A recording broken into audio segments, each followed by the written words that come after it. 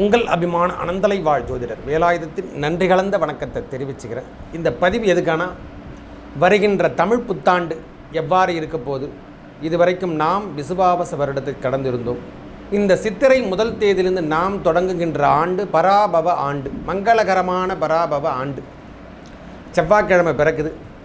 வாழ்க்கையில் நம்மளுக்கு இந்த மேஷம் முதல் மீனம் வரைக்கும் மாற்றங்கள் எவ்வாறு கொடுக்க போகிறார் இறைவன், இந்த கிரகங்களை வச்சு தான் நாம் சொல்ல முடியும். ஜோசிகாரில் யாராக இருந்தாலும், ஜோதிடர் அனைவரும் சரி, யாராக இருந்தாலும் சரி, இந்த வார்த்தையை நாம் சொல்கிறோன்னா கிரகங்களை வைத்து தான் இந்த தமிழ் புத்தாண்டு என்று சொல்லக்கூடிய அமைப்பை நாம் காணப்போகிறோம்.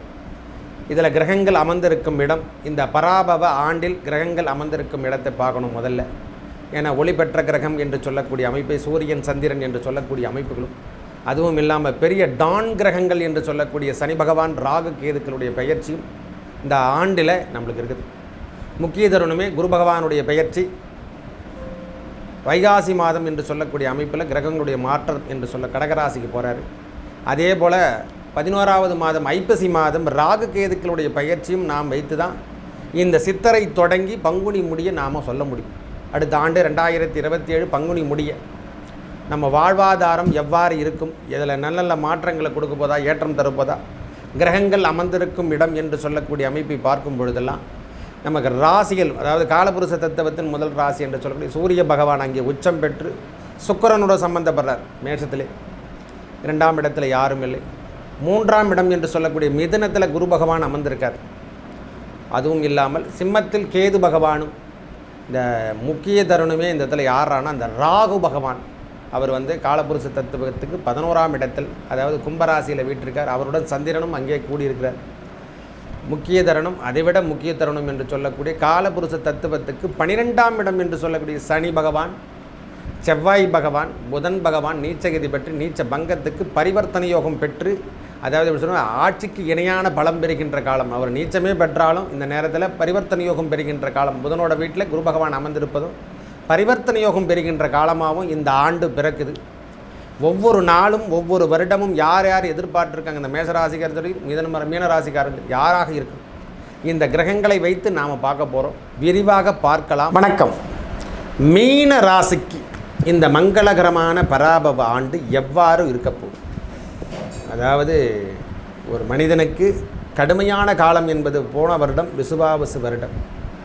ரொம்ப நாளாக சரியில்லை, அது வேறு விஷயம். இருந்தாலும் எதையோ சமாளித்து பெரட்டி போட்டு ஏதோ வாழ்ந்துட்டுருக்குன்னு சொல்கிறவங்கெல்லாம் மொத்த பேருமே மீனராசிக்காரங்க.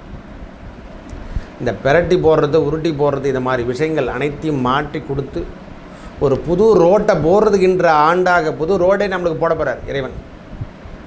மாற்றுப்பாதை என்று சொல்லக்கூடிய அமைப்பெல்லாம் இனிமேல் கிடைக்கும். வேலை சார்ந்த விஷயத்தில் இருந்து வந்த பிரச்சனை விலகும். முதல்ல எது கிடைக்குதோ இல்லையோ, முதல்ல துன்பத்திலிருந்து விடுதலை பெறுகின்ற ஆண்டாக நாங்கள் எல்லாருமே மிகைப்படுத்தி சொல்ல மாட்டோம் சாமி. மீனராசிக்காரங்க மிகைப்படுத்தக்கூடிய காலம் அல்ல, ஆனால் வாழ்க்கை மாற்றம், வாழ்வியல் மாற்றம், ஏற்றம் தருகின்ற இடத்துக்கு எடுத்து செல்லுகின்ற ஆண்டாக ஒரு மனுஷனுக்கு எங்கடானா இதே நிலைமையில் கிணத்துல போட்ட கல் மாதிரி இருக்கக்கூடாது. ஒரு வாழ்க்கை தன்மை சரியில்லாத அமைப்பை தேடி வருதுறானா அந்த விஷயத்திலிருந்து நாம் மாறி வரப்போகிறோம். ஒவ்வொரு கடுமையான காலத்தை தாண்டி வந்த காலமெல்லாம் நம்மளை தற்குறியாக நினச்சிருப்பாங்க. ஏன் இவன் இப்படி இருக்கான், ஏன் இந்த மாதிரி வேலை செய்கிறான், எதுக்காக இவர் இருக்கார், நாம் எவ்வாறு மாறிட்டோம், நாம் ஏன் இப்படி இருக்கோம் அப்படின்ற எண்ணம் நம்மளுக்கே உறக்கக்கூடிய அமைப்பு குற்றம், இந்த குட்டல் என்று சொல்லக்கூடிய அமைப்பெல்லாம் ஏற்படும். அவை எல்லாம் இந்த மங்களகரமான பராபவ ஆண்டு நன்மை தருகின்ற விஷயத்தை அனைத்தையும் எடுத்து செல்லும். ஐயா, திருமணமாகட்டும், குழந்தையாகட்டும், என்னென்ன விஷயத்தில் ஏற்பட்டு வந்தோ அந்த தாமதம், தடை, பிரபஞ்சம் நம்மளுக்கு எல்லாத்தையும் கொடுக்கின்ற ஆண்டாக. சனி பகவான் தவறான ஆள் கிடையாது, நம்ம தெரிஞ்சுக்கணும். நவ கிரகங்களின் தலைமை என்று சொல்லக்கூடிய அமைப்பு இந்த தனி பகவானுக்கு தனித்தன்மையே உண்டு. லெசன் அவர் அவ்வளோதான், பாடத்தை நல்லா கொடுப்பார், ஸ்ட்ராங்காக கொடுத்துட்டு போவார். நம்ம வந்ததுக்கான ஒரு அடையாளம் தெரியணும். இந்த அடையாளத்தில் ஒரு பெரிய இடத்துக்கு எடுத்து சென்று உன்னுடைய வாழ்வாதாரத்தில் இருந்து வீடு கட்டுறது, இடம் வாங்கிறது, இது மாதிரி விஷயத்தை கொடுக்கறது, வேலையில் பெரிய ஜாம்பவான ஜொலிக்கிறது. நிறைய பேர் சொந்த தொழில், அதாவது எல்லா வேலையுமே அடிமை தொழில் என்று சொல்லக்கூடிய கம்பெனிலாம் விட்டுட்டு சொந்த தொழில் ஆரம்பிச்சிடும். அதுக்கான எண்ணமும் உண்டு, அந்த வேலைக்கான தன்மையும் உண்டு. குரு பகவானுடைய பார்வை வைகாசி மாதம் நடைபெறுகின்ற குருபெயர்ச்சி கடகத்திலிருந்து அவருடைய பாக்கிய பார்வையால் செல்வங்கள் வாரி வழங்குகின்ற அமைப்பெல்லாம் கிடைக்கும். அதில் எந்த தடையுமே கிடையாது. எழுதியே வச்சுக்கும். அதெல்லாம் எந்த தடையும் கொடுக்காது. பிஸ்னஸில் பண்ணாதவங்க உட்கார வைக்கும், வேலைக்கு செல்லாதவரையும் வேலை செய்ய வைக்கும். கவர்மெண்ட் உத்தியோகம் செய்யலைன்னா கண்டிப்பாக செய்து எக்ஸாம் எழுதி பாஸ் பண்ணி கவர்மெண்ட் உத்தியோகம் போய்டும். ஆக மொத்த நம்மளை ஒர்க் பண்ண வைக்கக்கூடிய ஆண்டு என்று சொன்னால் இது மங்களகரமான பராபவ ஆண்டு தான். குரு பகவான் வந்துட்டாருங்களே, அவருடைய நேரடி பார்வை லாபஸ்தானத்தையும் பார்க்கும். அப்போது லாபம் தருகின்ற விஷயங்கள் 11, நம்மளுக்கு பாக்கியம் தருகின்ற விஷயங்கள் எல்லாமே ஹை லெவலில் போகுது.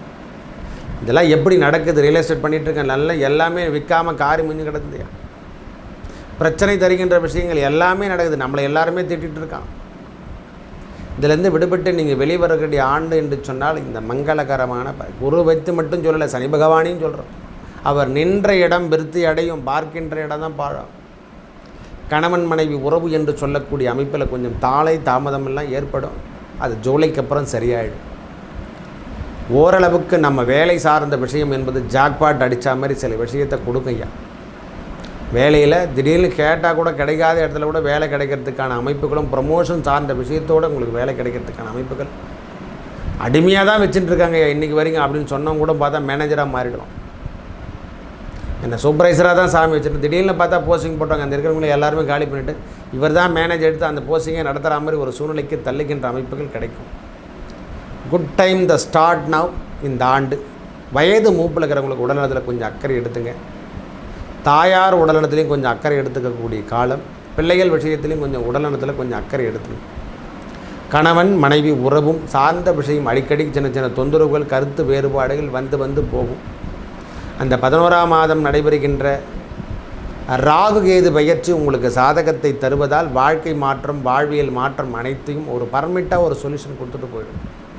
ஐயா, ஒரு தசாபுத்தி ஒரு 50 பாகம்னா கோச்சார ரீதியாக வரக்கூடிய பலாபலனும் ஒரு 50 பாகம் கொடுக்கும்.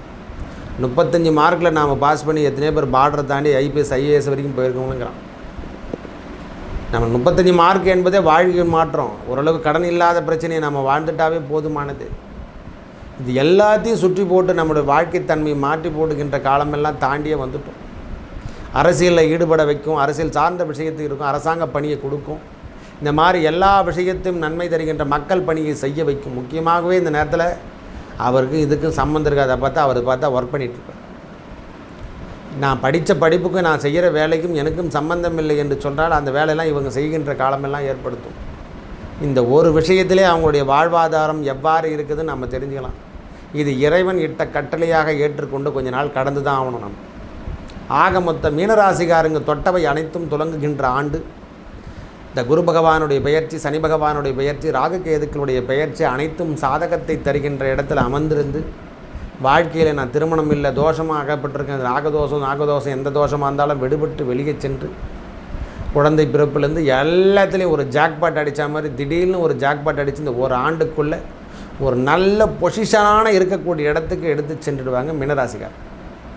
ஐயா, பெரிய நன்மை தருகின்ற விஷயங்கள் வருதோ இல்லையோ, கெடுதலான விஷயத்திலேருந்து நீங்கள் மீட்டெடுக்கக்கூடிய காலம் என்று ரொம்ப பேர் தரைப்பட்டத்தில் இருந்தால் அவங்களாம் ஒரு நல்ல நிலைமையில் இருக்கிறத பார்க்கலாம். என்னையும் 4 பேர் மதிக்காமக்கிறவங்க சொல்லார்கள் சல்யூட் அடிக்கிற அளவுக்கு நம்ம போகணும். கீழ்மட்டத்திலிருந்து மேற்பதவி வரைக்கும் கிடைக்கிறதுக்கான வாய்ப்புகள் அதிகமாக உள்ளது மீனராசிக்காரர்கள். திடீர் ஜாக்பாட்டு அனைக்கும் கிடைக்கும். ஓரளவுக்கு சனி சமத்தம் என்று சொல்லக்கூடிய அமைப்பும் கிடைக்கும். சிலருடைய வாழ்க்கையில் இடம், தொழில் சார்ந்த விஷயம், வீரை விட்டு, அதாவது சொந்த ஊரை விட்டு வெளிநாடு வெளியூர் போகிறது, மாற்று மொழி தருகின்ற இடத்துக்கு எடுத்து செல்வது. நம்ம மொழியெலாம் பேச மாட்டான், தாய்மொழின்னு சொல்கிற தாய்மொழி பேசாத இடத்துக்கு எடுத்து செல்லுகின்ற காலமெல்லாம் இந்த காலம் ஏற்படுத்தும். பொறுமையோடும் நிதானத்தோடும் செயல்பட வேண்டிய ஆண்டாகவும் இந்த காலம் இருக்கும். ராகு கேதுகள் பயிற்சிக்கு அப்புறம் உங்கள் வாழ்க்கை மாற்றத்தில் ஜாம்பவான் போல் ஜொலிப்பீங்க. நல்லவை அனைத்தும் வந்து சேருகின்ற ஆண்டாக அமையும். கடன் சார்ந்த விஷயத்தில் மட்டும் கொஞ்சம் கவனத்தை, ஏன்னா இந்த நேரத்தில் எல்லாமே கேட்டால் திறக்கின்ற கதவுகள் அனைத்தும் இருக்குது. கடனை கம்மியாக வாங்கிறதுக்கு ஃபாலோ பண்ணுங்கள். நல்லதே நடக்கும். நன்றி, வணக்கம்.